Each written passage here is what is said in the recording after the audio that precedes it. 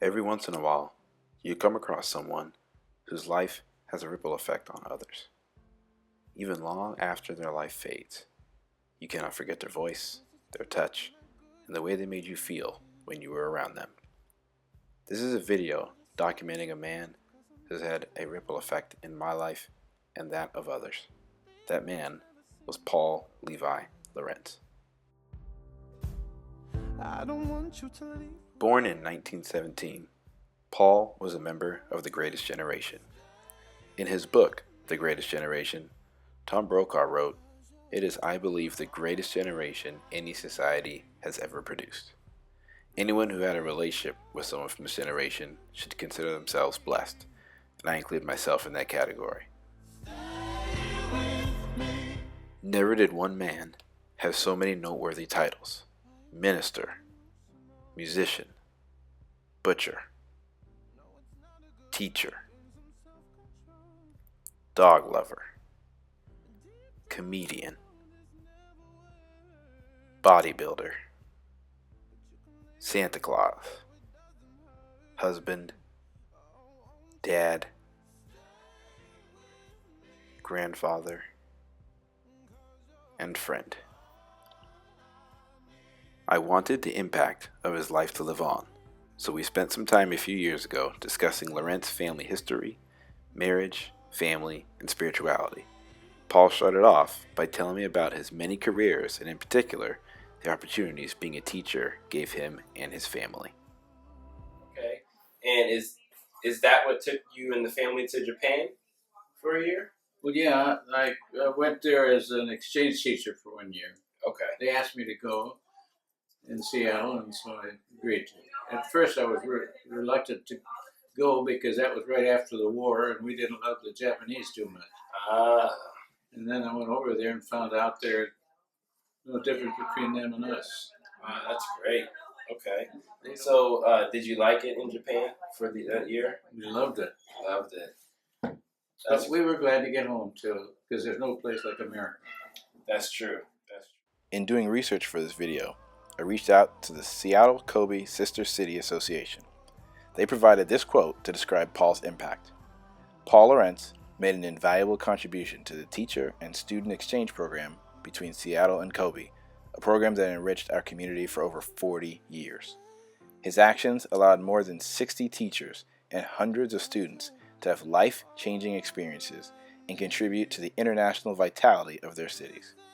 In honor of those who participated in these life-changing programs, the Japan America Society of the State of Washington presented the 3rd annual Thomas S. Foley Award to this amazing, courageous, and forward-thinking group of individuals in 2008. The Seattle Kobe Sister City Association will always be grateful to Paul Lorentz for serving as an exchange teacher in Kobe and helping to pave the path of friendship between our two cities. That's true. That's true. Now, did you serve in the military? Yes.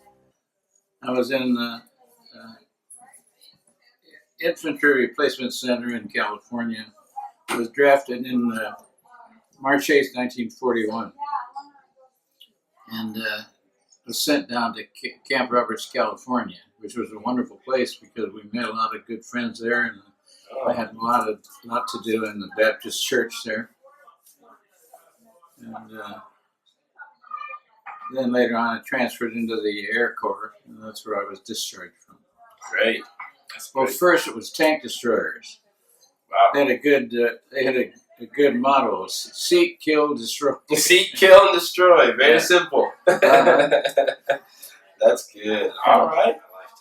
For you, what would you say were 2 or 3 of the most landmark historic events that you lived through that you will never forget? Well, one, of course, was my being drafted into the Army. Yeah. And while I was there, of course, the bombing of Pearl Harbor. We interrupt this broadcast to bring you this important bulletin from the United Press. Destiny to attack Pearl Harbor, Hawaii by air, President Roosevelt has just announced. The attack also was made on all naval and military activities on the principal island of Oahu. Yesterday, December 7th, 1941, a date which will live in infamy. The United States of America was suddenly and deliberately attacked by naval and air forces of the Empire of Japan. No matter how long it may take us to overcome this premeditated invasion, the American people in their righteous might will win through to absolute victory. What was that like? A shocker. I expected to get out of the Army and come back and start my life, and then that put an end to that. I see. Great. And did you encourage your oldest son, Don, to go in the military? In a way, I did. We were over in Japan, and he asked for permission to go there. Asked the draft board to go there for a year. So they granted him that, but then he knew he would be drafted back afterwards. So he took exams in the when we were still in Japan. He went to the American Air Force Base there. Yeah. But anyway, then he went into the Air Force and worked in Air Force intelligence. Right. So he had a pretty important job. He did. Despite Paul's many accomplishments, the portion of our conversation that got Paul most excited was discussing his marriage and his kids. In 1940, he met Anne Marie Westerberg of Everett, the love of his life and wife, for just 2 weeks short of 70 years. They married August 31st, 1941, in Seattle when Paul was a recent inductee into the U.S. Army. I wanted to know the joys and challenges of their marriage and what was the secret for staying married for so many decades. Well, I met Anne at a Bible camp out at Lake Sammamish. And I saw her out on the dock, and I saw that the girls didn't wear pants in those days like they do now. Okay. And I saw those beautiful still legs. Oh, yeah. And raised my eyes and saw the rest of her, and oh gosh, I said, she's something else.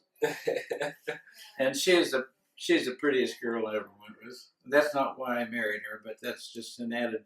Sure, added benefit. Yes. Benefit, yeah. Fine. We go through our marriage challenges. What would you say were some of the hardest times in your guys' marriage that you were able to pull through? Well, probably when we were fully retired and moved out of our home into a not a nursing home, but I don't know what you call it. The Norris home. In the Norris home. Yeah. Which is a retirement home. And at first, Anne was not very happy because there's about 20 women there to one man, and right. She kind of had the idea that every woman there was after me. They might have been. I don't see how they could have been. Look at yourself. Of course they'd be after you. No, I'm not much to look at. No. You could say, every human being has rolling eyes to some extent, but I stymied that kind of thinking, and Anna was the only woman that I've ever really loved. So, staying together for 70 years, that's amazing. What would you say is the main reason behind that? Well, neither of us ever had any idea of breaking up a marriage. In my family, it was unthinkable. Mm. We said we were married for life, till death do us part. So that was our philosophy. Now, what's your favorite quality about Anne?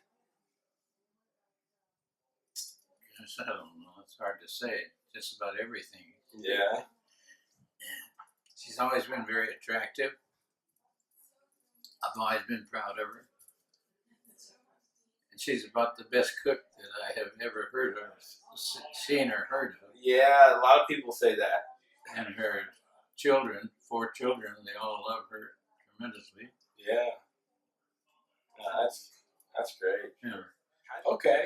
So when you were raising kids, obviously raising kids in this day and age is different than raising kids during the, I guess, 70s and 60s. But what were some of the challenges you and Ann ran into in raising kids? No matter how good the outcome is, it's never easy.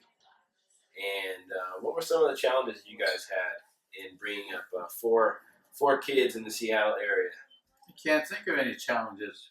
All of it's been just piece of cake. Wonderful. Piece of cake. Wow. I want kids like that. It's the best kind. Yeah. And they're still the best kind. Yeah, they are. They're incredible. Okay. Now, how old were you when you and Ann had Uncle Don? Well, I was 24 when I was married, and Don came a year later, a little over a year later. So then I was 25. Great. And were you scared to have your first child, or were you ready? Do you think you guys were ready?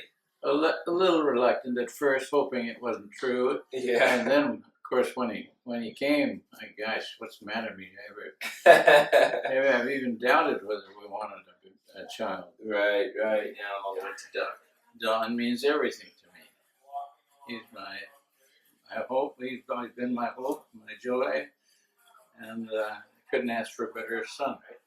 And then Sharon. The same is true as Sharon. Sharon, when she was a little girl, about 4 or 5, she sang a song. Do love children, love the Lord today. Yes. Excuse me. Yes, we surely do. It's my Lord. And she's always been a strong believer. Great. What about Sanch? Sanch was, Sharon and Sandra were both extremely cute children. Yeah. And Sandra, one fellow said that little rascal was the cutest thing I have ever seen. Yeah. And they were Sackvilles, one of our very good friends. Yeah. Comments or thoughts on Doug? Doug's crazy. He speaks this crazy language. He's all over the place. He's the most successful crazy person I have ever met. He is very unusual. Yes, unusual would be a good word to describe Uncle Doug. And I remember as a little kid in Sunday school, they let the kids play this Simon Says game. Yeah. And Doug never got shot down. Never, ever. Yeah. And he was playing with kids that were 10 years older than him. Yeah, he's one of the most intelligent people I know. I can confidently say that. I think so too. And Don is right there too. Knowing Dawn, Sharon, Sandy, and Doug, I knew there was no way that as kids they presented zero challenges in parenting. So I pressed Paul further for an answer. Who was the most challenging child to raise? They're amazing. Okay, so which kid was the most challenging one to raise? Well, they've all been just wonderful. No challenge at all. No challenge at all. Huh? Never shed a tear over any of them. Wow. Never was disappointed in any one of them, in anything, in their schoolwork, in their character development, in their Christianity. Couldn't ask for a better one. As we continued, I couldn't help but ask Paul if he had any advice for his grandkids on how they could build lives that succeed just like he and Ann. For us moving forward. Live as close to God as you possibly can. Study the Bible, read it diligently. And that's great. And how do you feel about, you've got Jeff, a new grandson. Galen and Jeff are getting married next year. Obviously, Brenda married me. Hopefully, you're all right with me. You know, I'm the first. Probably the first black guy in your family, man. That's true. Thanks for letting me in. We're very happy about it. That's great. And obviously, we have Aaron as well from South Dakota. So, another foreigner. Another foreigner, exactly. He might not be black, but he's different. No, we're very pleased and satisfied with him too. Okay, so Grandpa, if there's something you want to be remembered for, I'll give you 2 things. I know one of them you're going to say has to do with your relationship with God, but you do have to say something that what do you want to be known for? What do you want to be remembered for over time when we talk about who you are and how you built this family? I want to be remembered as somebody who loves God and tries to please God, Yes.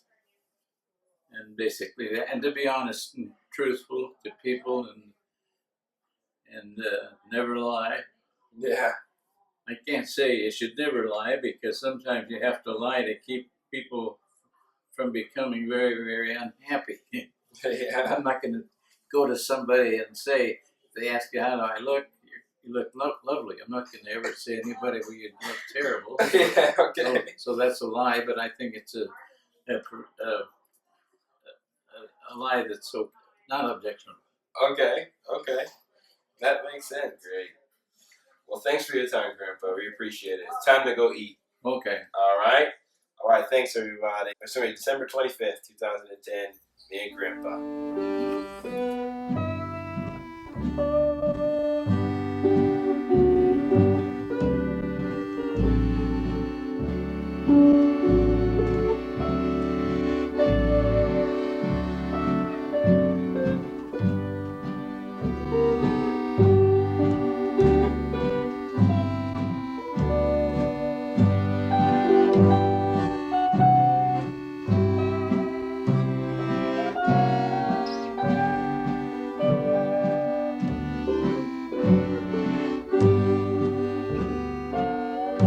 Beyond the sunset, oh blissful morning, when with our Savior heaven is begun, earth's toiling ended, oh glorious dawning. Beyond the sunset, when day is done, beyond the sunset, no clouds will gather, no storm will threaten, no fears annoy.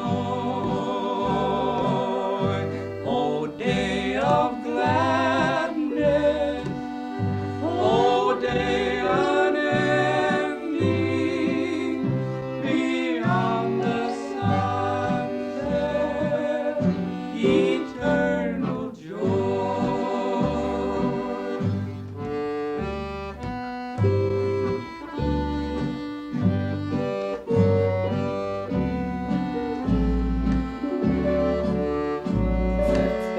Do you have anything else you want to share with us here before we finish our interview?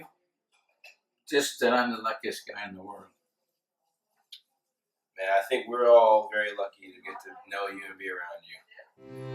Beyond the